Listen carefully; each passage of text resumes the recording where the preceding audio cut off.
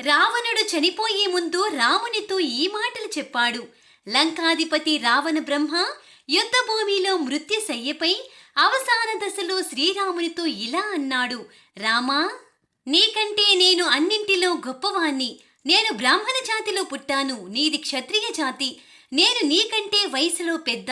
నా కుటుంబం మీ కుటుంబం కన్నా పెద్ద. నా వైభవం నీ వైభవం కన్నా అధికం. మీ అంతఃపురమే స్వర్ణం, నా లంకా నగరమే స్వర్ణమయం. నేను బల పరాక్రమాల్లో నీకంటే శ్రేష్ఠుడిని. నా రాజ్యము నీ రాజ్యము కంటే పెద్దది. జ్ఞానంలో తపస్సులో నీకంటే శ్రేష్ఠుడిని. ఎన్ని శ్రేష్టమైన విషయాలు కలిగి ఉన్నా యుద్ధంలో నేను నీ ముందు ఓడిపోయాను.